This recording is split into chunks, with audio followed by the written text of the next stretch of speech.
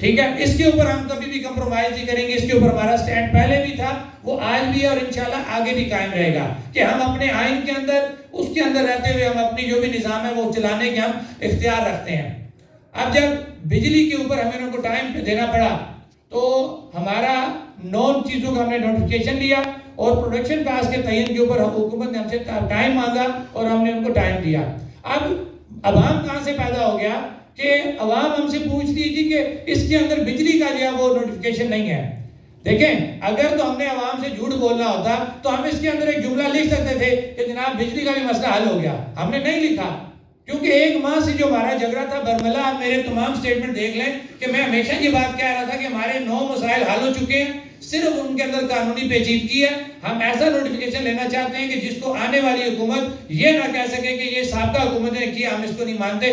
یہ وہ ہمارا قانونی ایک اعتراض تھا جو 1 مہینے کی بحث مباحثے کے بعد، اور اس کے پیچھے جو چیزیں میں آپ سے بھی وہ بھی ڈسکس کروں گا جس کے اوپر ہمارا ٹائم لگا، مذاکرات پہ ٹائم لگا، وہ چیزیں تھی. وہ الحمدللہ وہ چیزیں ہم نے ان سے لی، ان رائٹنگ سامنے آئی، تب ہم نے جا کے کال موخر کی.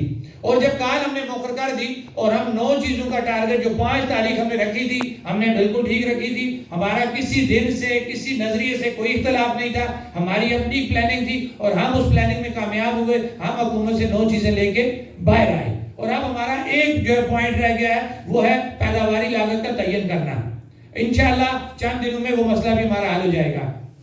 اب اس دوران لوگوں میں جب عوام پیدا ہوا، آج میڈیا کے توسط سے میں یہ بات کلیئر کرنا چاہتا ہوں کہ 5 سے 6 ماہ ہو گئے مظفر آباد کے اندر، 8 سے 9 ماہ ہو گئے ہیں پونچھ سے. اگر سٹارٹ کیا جائے، یہ تحریک پونچھ سے سٹارٹ ہوئی تھی، اور اگر وہاں سے لے کے آج تک بجلی بلوں کا بائیکاٹ ہے، تو میں اپنے لوگوں سے پوچھنا چاہتا ہوں کہ آپ کی ڈسکنیکشن نہیں ہوئی. کیا آپ کو کسی نے کوئی ریٹرن لکھ کے دیا کہ آپ بل جمع نہ کرائیں، ہم آپ کو جو ہے بجلی جو ہے وہ ڈسکنیکٹ نہیں کریں گے؟ یہ نہیں ہو سکتا. کچھ چیزیں ایسی ہیں کہ جو حکومت کی بھی مجبوری ہے اور ہم نے بھی اس کو ایکسیپٹ کرنا ہے. میری مراد کہ اگر آپ نے جموں کشمیر جوائنٹ عوامی ایکشن کمیٹی کے کہنے کے اوپر آپ نے بجلی بلوں کا بائیکاٹ جاری رکھا جو اس وقت تک جاری ہے، تو کیا کسی کی ڈسکنیکشن ہوئی؟ کوئی ایک بندہ یہ بات کہہ دے ہم اس کے جواب دیں ہیں.